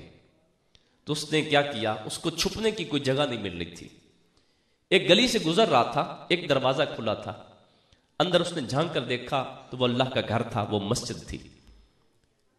وہ جلدی سے دوڑتا ہوا آیا اور آ کر مسجد کی ایک صف کے اوپر جلدی سے اس نے نمازیوں والی حالت بنا کر ہاتھ باندھ کر کھڑا ہو گیا۔ وہ جن کے گھر کی چوری ہو رہی تھی وہ 2-3 بھائی پیچھے پیچھے بھاگتے ہوئے آ رہے تھے۔ انہوں نے ادھر ادھر دیکھا کہ اچانک بندہ نظروں سے غائب کیسے ہو گیا۔ مسجد کا دروازہ کھلا ہوئے دیکھا، وہ سیدھا مسجد میں آئے، دیکھا کہ ایک شخص نماز پڑھ رہا ہے۔ ایک ان میں سے کہنے لگا یہی ہمارا چور ہے، اس نے ہم سے بچنے کے لیے یہاں پر آ کر جھوٹ موٹ کی نماز پڑھنا شروع کر دی۔ یہ نمازی نہیں ہے، یہ کوئی تہجد گزار نہیں ہے، یہ تو چور ہے۔ اب دوسرا بھائی اسے کہنے لگا یارو اللہ کا شکر ادا کرو کہ ہمارا مال تو بچ گیا، اب ایک ایسا شخص جو اللہ کا بندہ اللہ کے گھر میں پچھلی رات آ کر سجدہ ریز ہونے والا ہے، قیام کر رہا ہے، اب اس کو چور کا نام دے کر خدا کے غضب کو آواز نہ دے، ہم اس کے غضب اس کے عذاب کا کہیں شکار نہ ہو جائیں، لہذا یہ ہمارا چور نہیں ہے، ہمارا چور تو کہیں آگے ہے، یہاں پر وقت ضائع نہ کرو، جلدی کرو، اس کے پیچھے چلتے ہیں، وہ کہیں آگے نہ نکل جائے۔ وہ جو ہی وہاں سے نکلے، وہ آدمی تھا تو چور مگر اندر سے بے غیرت نہیں تھا۔ مالک کی بارگاہ میں رو کے عرض کرنے لگا اے رب ذوالجلال، تو اتنا کریم ہے، تو اتنا کریم ہے کہ میں نقلی نماز بھی پڑھوں تو مجھے دنیا کے عذاب سے بچا لے۔ مالک، نقلی نماز کی یہ برکت ہے کہ میں دنیا کے عذاب سے بچ گیا، اگر میں اصلی نماز پڑھوں تو مالک میں ضرور تیرے کرم سے امید رکھتا ہوں کہ میں دنیا کے عذاب سے بھی بچ جاؤں گا، میں آخرت کے عذاب سے بھی بچ جاؤں گا۔ تو یارو کاش کہ وہ رب ہمیں غیرت مند دل دے دے، غیرت مند ہمیں سوچ دے دے، غیرت مند فکر دے دے، اور اگر یہ غیرت مند فکر اور غیرت مند دل اور غیرت مند ضمیر اگر کسی کے پاس ہو تو چوروں کو بھی ہدایت مل جاتی ہے۔ اور اگر بندہ اندر سے بے غیرت ہو جائے تو باہر جبہ دستار بھی سجا لے، باہر سے بندہ کسی خانقاہ کی مسند کے اوپر بھی بیٹھ جائے، بندہ اندر سے بے غیرت ہو تو وہ کبھی اس کو ہدایت نہیں ملتی۔ اللہ سے ہر وقت غیرت مند دل مانگا کرو، غیرت مند فکر مانگا کرو۔ پیارے محبوب علیہ السلام کے غلاموں، میں عرض کر رہا ہوں اس مالک نے ہمیں چلنے کے لیے پاؤں دیے، مالک کا کتنا بڑا احسان ہے۔ اس مالک نے ہمیں دیکھنے کے لیے آنکھیں دی، یہ رب کا کتنا بڑا احسان ہے۔ اندھوں سے جا کر پیچھو آنکھ کی کیا ویلیو ہے، آنکھ کی کتنی قیمت ہے۔ اس مالک نے سننے کے لیے کان دیے، یہ رب کا کتنا بڑا احسان ہے۔ اس مالک نے ہمیں کھانے پینے کے لیے، خدمت کے لیے یہ ہاتھ دیے۔ ہاتھی، زرافہ، گھوڑا، یہ کتنے بڑے بڑے جانور ہیں، مگر جتنے بھی جانور ہیں ان کو جا کر دیکھیں، جب بھی کچھ کھاتے پیتے ہیں اپنا منہ زمین کے اوپر مار رہے ہوتے ہیں، اپنا ماتھا زمین پر رگڑ رہے ہوتے ہیں، اپنا سر ان کا نیچے جھکا ہوا ہوتا ہے۔ مگر اس مالک نے جس سے ہمیں اشرف المخلوق بنایا، اپنا نائب اور خلیفہ بنایا، کہا انسان تو میرا نائب ہے، تو میرا خلیفہ ہے، لہذا تجھے کھانے پینے کے لیے سر جھکانے کی ضرورت نہیں ہے، بس ہاتھ بڑھانے کی ضرورت ہے۔ کہا یہ تیرا سر کسی اور کے آگے جھکنے کے لیے میں نے نہیں دیا، یہ تو میں نے اپنے سامنے جھکانے کے لیے تجھے دیا ہے، تیرا سر جب بھی جھکے فقط میرے آگے جھکنا چاہیے۔ اس مالک نے خدمت کے لیے ہاتھ دیے۔ ذرا تصور کرو اگر یہ ہاتھ ہمارے نہ ہوتے، ہمیں کھانے پینے کے لیے پلیٹوں میں منہ مارنا پڑتا، ہماری حالت کیا ہو جاتی۔ کتنا بڑا احسان ہے، اس نے خدمت کے لیے ہاتھ دیے، رب کی کتنی بڑی نعمت ہے یہ۔ اس مالک نے ہر امیر غریب آدمی کے منہ میں یہ قیمتی 32 موتی سجا دیے ہیں، یہ دانتوں کی صورت میں۔ پھر اس سے بڑا احسان ہمارے اوپر یہ ہے کہ ان کی بھی ایک خاص ترتیب رکھی ہے. پیچھے داڑھیں ہوتی ہیں، درمیان میں نکیلے دانت ہوتے ہیں، سامنے ہنسنے والے دانت ہوتے ہیں. ان کی خاص ترتیب ہے. اللہ نہ کرے ہماری یہ داڑھیں یہاں پیچھے ہونے کے بجائے یہاں سامنے ہوتی جہاں پر ہنسنے والے دانت ہیں. مجھے بتائیے جس طرح سے وہ داڑھوں کی شکل ہوتی ہے، جس طرح سے ان کی شیپ ہوتی ہے، جس طرح سے ان کی بناوٹ ہوتی ہے، اگر کسی کی داڑھیں یہاں سامنے ہوتی وہ بندہ ساری زندگی کبھی شیشے کے سامنے کھڑے ہو کر مسکرا بھی سکتا؟ اس کو تو اپنی شکل دیکھ کے ڈر لگتا کہ میں کیا دیکھ رہا ہوں. مالک کا احسان دیکھیے، اس نے داڑھیں یہاں پیچھے رکھی ہیں اور ہنسنے والے دانت سامنے رکھے ہیں. آپ کسی پریشان شخص کے پاس جائیں جو غمگین ہو، جو دکھی ہو، آپ اس کے پاس جائیں، اس کے پاس جا کر آپ بیٹھیں، مسکرائیں، وہ آپ کے ہنسنے والے دانتوں کو دیکھ کر، دانتوں کی چمک کو دیکھ کر، آپ کو مسکراتا دیکھ کر وہ اپنے غم بھول جاتا ہے. اس نے کرم نوازی کی کہ ہنسنے والے دانت ہمارے سامنے رکھے. احسان ہے کہ نہیں اس کا؟ مگر رب نے کہیں پر بھی نہیں کہا قرآن کے اندر کہ اے بندو میں نے تمہارے اوپر احسان کیا کہ میں نے تمہیں چلنے کے لیے پاؤں دیے، تمہیں دیکھنے کے لیے آنکھ دی، تمہیں سننے کے لیے کان دیے، میں نے تمہیں چھونے کے لیے، پکڑنے کے لیے، کھانے پینے کے لیے، تمہاری خدمت کے لیے تجھے ہاتھ دیے. مالک نے کہیں پر بھی نہیں کہا. آخر اس کی وجہ کیا ہے؟ مالک نے اپنے حبیب کا احسان کیوں جتلایا اور ان کا احسان کیوں نہیں جتلایا؟ تو دراصل قرآن کے اندر ایک اور جگہ پر مالک کائنات کا فرمان ہے، الیوم نختم علی افواہہم. وہ رب کہتا ہے یارو، اے بندو، ایک وقت تمہارے اوپر آنے والا ہے کہ جب تمہاری زبانیں بولنا بند کر دیں گی، تمہارے منہوں کے اوپر تالے لگا دیے جائیں گے، تمہاری زبان بولنا چھوڑ دے گی. کیا ہوگا؟ وَتُكَلِّمُنَا أَيْدِيهِمْ. کون بولے گا؟ تمہارے ہاتھ بولیں گے، تمہارے ہاتھ کلام کریں گے. یہ کیا کہیں گے؟ یہ کہیں گے مالک تیرے اس بندے نے فلاں کے ساتھ ظلم کیا تھا، تیرے اس بندے نے میرے ذریعے تیرے فلاں بندے کا حق چھینا تھا، فلاں کی عزت کو تار تار کیا تھا، فلاں کی بہن بیٹی کے اوپر اس نے یہ ہاتھ اٹھایا تھا. یہ ہاتھ ہمارے عیبوں کو، ہمارے گناہوں کو رب کے سامنے بیان کریں گے. یہ آنکھیں بتائیں گی کہ مالک یہ کہاں کہاں پر بھٹکتا رہا تھا. یہ دل کہے گا کہ مالک کہاں کہاں پر یہ تیرے حکموں کے خلاف وہاں پر جا کر کھو جایا کرتا تھا. یہ پاؤں بتائیں گے کہ مالک یہ میرے ذریعے کس کس محفل کے اندر جا کر تجھے اور تیرے رسول کو یہ ناراض کیا کرتا تھا. یہ ہمارے جسم کا ہر عضو، ہمارا ہر عضو بدن ہمارے خلاف بول اٹھے گا. مالک نے ان کا احسان اس لیے نہیں جتلایا.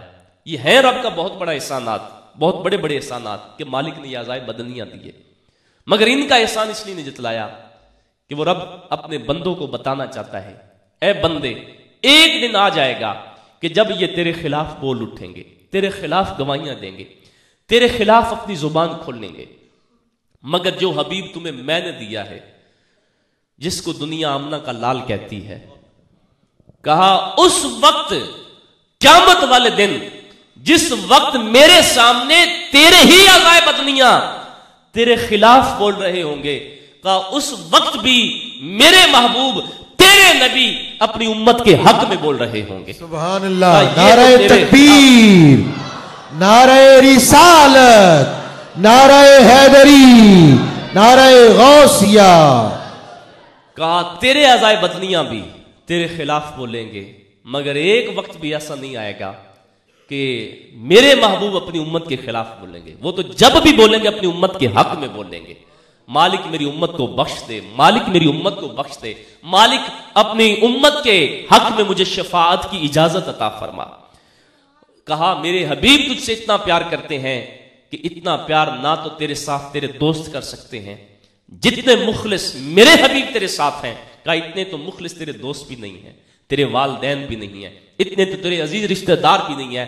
کہا جتنے وفادار میرے محبوب ہیں اتنے تیرے ساتھ وفادار نہ تو تیری آنکھ ہو سکتی ہے، نہ ہی تیرے کان ہو سکتے ہیں، نہ ہی تیرے اعضائے بدنیاں ہو سکتے ہیں. کہا سب سے بڑھ کر اس کائنات کے اندر اگر سب سے بڑا وفا کا رشتہ دیکھنا چاہتے ہو، وفا کی عظمتوں کا بلند مینار دیکھنا چاہتے ہو، کہا وہ تمہیں میرے حبیب کے علاوہ اور کوئی بھی نہیں ملے گا. تو پھر کیا پیغام ملا؟ پیغام یہی ہے دونوں عالم میں مقصود گر تمہیں آرام ہے.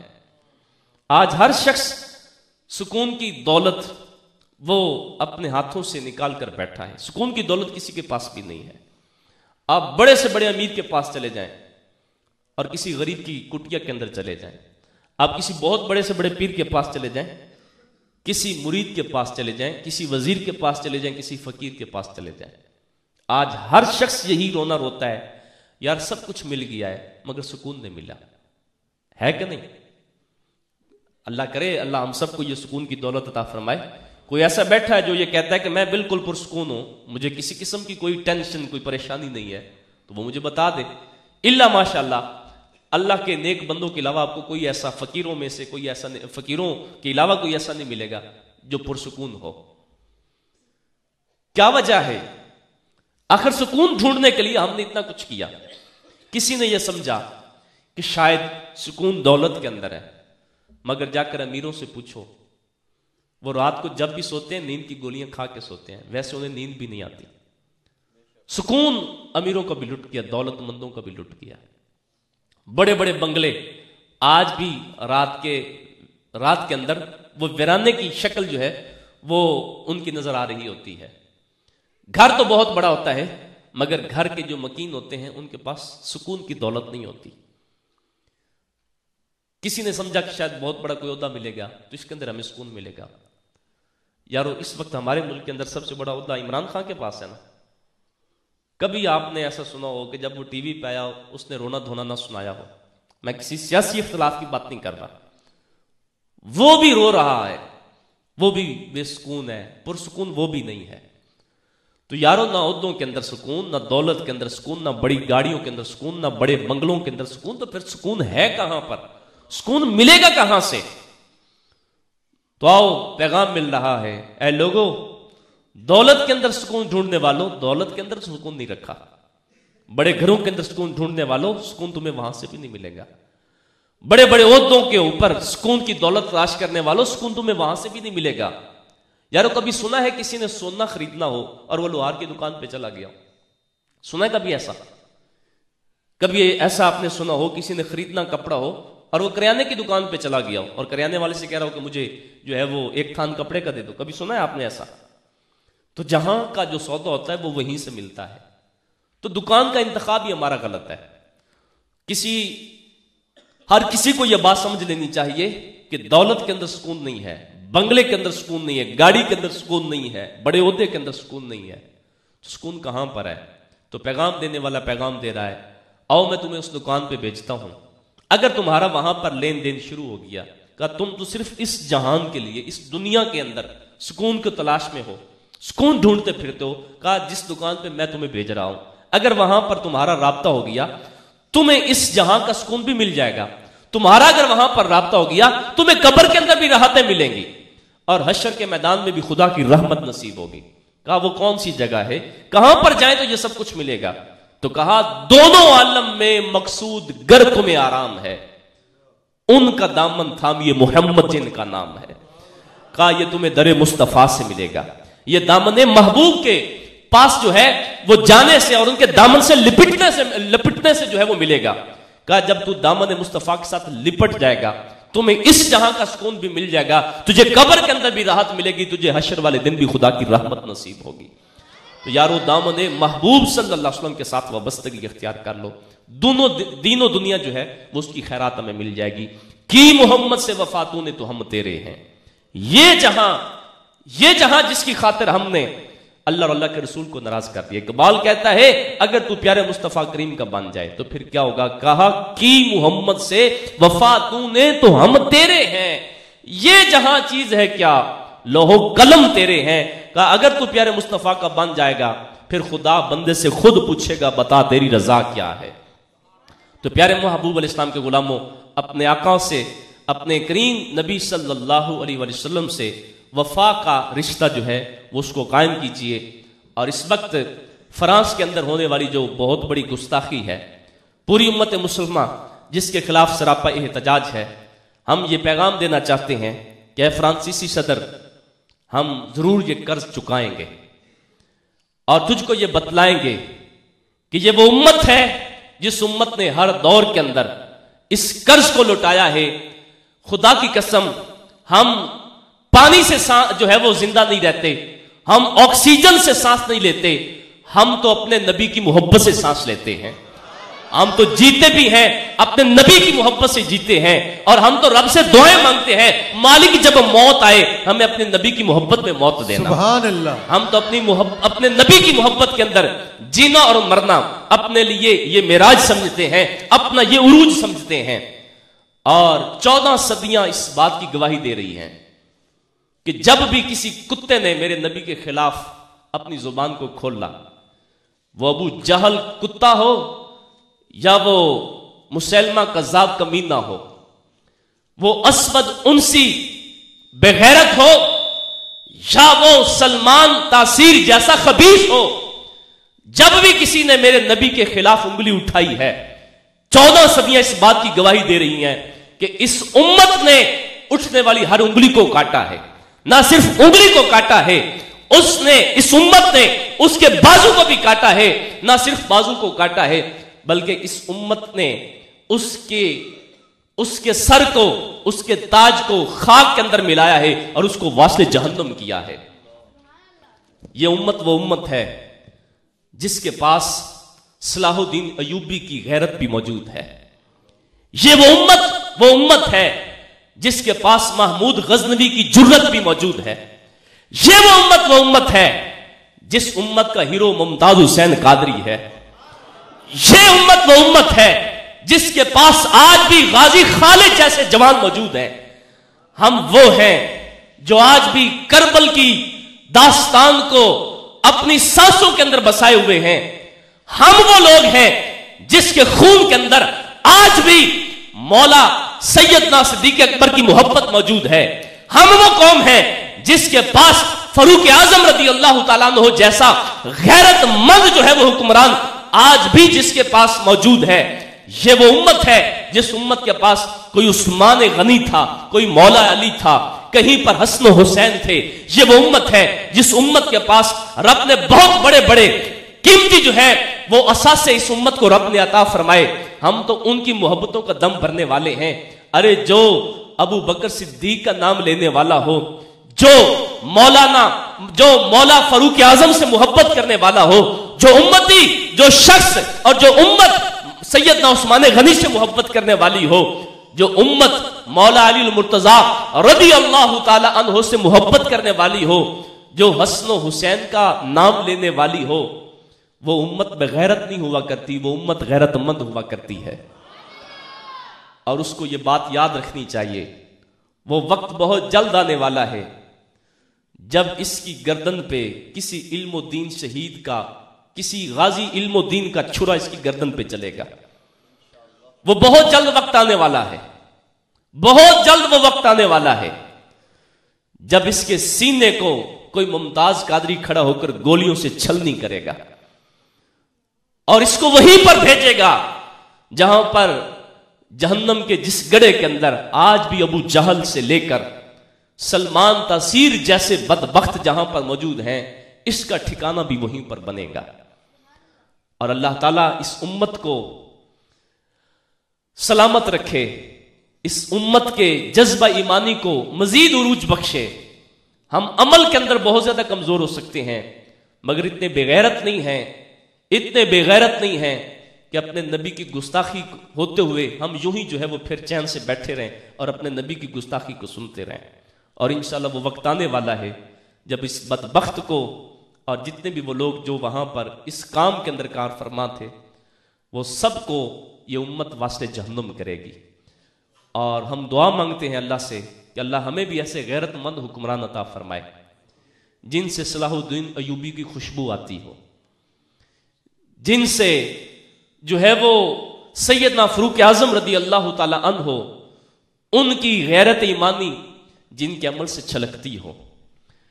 اللہ رب العزت ہمارے اوپر کرم فرمائے اور ہم سب کو ایسے لوگ جو بھی میرے نبی کریم صلی اللہ علیہ وسلم ان کے دین سے ٹکرانے والے ہیں، اللہ ہم سب کو ان کے فتنے سے، ان کے شر سے محفوظ رکھے۔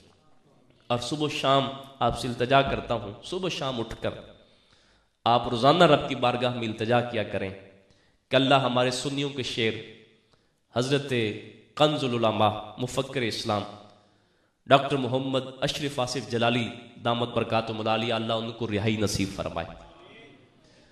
جب شیروں کو جنگلوں کے اندر بند کر دیا جاتا ہے تو پھر گیدڑ آ کر وہ قبضہ کیا کرتے ہیں. جب سے شیر سلاخوں کے اندر ہے تب سے ہم اس دنیا کے اندر روز بروز کوئی نہ کوئی گیدڑوں کی نیچ سے نیچ حرکت جو ہے وہ دیکھ رہے ہیں. مالک کی بارگاہ میں دعا ہے کہ مالک ہمارے شیر کو جلد از جلد سلاخوں سے باہر بھیجے. حق کا دائی حق کا واصف اشرف حق کا دائی حق کا واصف اشرف حق کا دائی حق کا واصف اشرف آصف اشرف آصف. تو اللہ رب العزت ہمارے ان بڑوں کو سلامت رکھے اور اللہ رب العزت ہمارے وہ ویل چیئر والے بابا جی کو بھی سلامت رکھے. یہ ہمارے مان ہے، یہ ہمارا فخر ہے، یہ ہمارے دلوں کی دھڑکن ہے. یارو آج بھی اگر یہ جذبے سلامت ہیں تو یہ ان کی محنتوں کی برکت سے ہیں. اللہ تعالیٰ ہمارے سارے بڑوں کو سلامت رکھے اور اللہ تعالیٰ ہمیں بھی ان کی اطاعت، ان کی فرما برداری کرنے کی توفیق عطا فرمائے، ان سے وفا کرنے کی توفیق عطا فرمائے. اور آج کل ایک ماحول بن چکا ہے کہ خطیب حضرات، نعت حضرات جب آتے ہیں تو وہ ایڈوانس فیس لے کر آتے ہیں. ہے کہ نا کہ ایسا نہیں ہے؟ بولنے تو صحیح. کوئی 20,000 لیتا ہے، کوئی 30,000، کوئی 50,000، کوئی اکاؤنٹ میں منگواتا ہے، کوئی کہتا ہے اسٹیج پر پہنچنے سے پہلے پہلے آپ نے ادا کرنا ہے، کوئی کہتا ہے کہ آنے سے پہلے اتنے دینے ہیں اور آنے کے بعد جو ہے وہ ہمیں اتنے دینے ہیں. ایسا ہے کہ نہیں؟ اللہ ماشاء اللہ ایسا چل رہا ہے نا ماحول. تو یہ قبلہ تنویر صاحب بیٹھے ہیں، ان سے پوچھ لیں کہ میں نے ان سے کتنی فیس لی ہے. لی ہے کوئی فیس حضور آپ سے پہلے کوئی مانگی ہو؟ تو میں تھوڑا سا باقی مولویوں سے تیز تراز مولوی ہوں. میں پہلے نہیں مانگتا فیس، میں آخر پہ مانگتا ہوں. تو میں اب آپ سے فیس مانگنا چاہتا ہوں. تو آپ دینے کے موڈ میں ہیں یا نہیں؟ کون کون دینا چاہتا ہے؟ انشاءاللہ ہاتھ کھڑا کریں. آپ سے پیسے نہیں مانگیں گے، پریشان نہ گھبرائیے مت. میں فیس مانگ رہا ہوں، فیس. تو میری فیس یہ ہے کہ آپ روزانہ 5 وقت کی نماز پابندی کے ساتھ ادا کیا کریں. ہاتھوں کو بلند کریں اور سچے دل سے نیت کیجیے. اور میری فیس یہ ہے کہ آپ روزانہ قرآن کی تلاوت کیا کریں. انشاءاللہ العزیز قرآن پڑھے ہوئے ہیں تو اس کی تلاوت کیا کریں. اور اگر یہ ہمارے نصیب میں یہ بد نصیبی لکھی گئی تھی کہ ہم قرآن نہیں پڑھ سکے، پھر بھی آپ کیا کیا کریں؟ روزانہ قرآن کو اٹھا کر کھول کر سامنے رکھ کر چوما کریں، اس کی زیارت کیا کریں. قرآن کا فیض پھر بھی آپ کو ملے گا. میری فیس یہ ہے کہ آپ اپنے چہروں کو اپنے نبی کی خوبصورت یہ سنت داڑھی شریف، اس سے اپنے چہروں کو نور علی نور کیجیے. اللہ مجھے اور آپ کو عمل کی توفیق عطا فرمائے. آمین. واخر دعوانا الحمدللہ.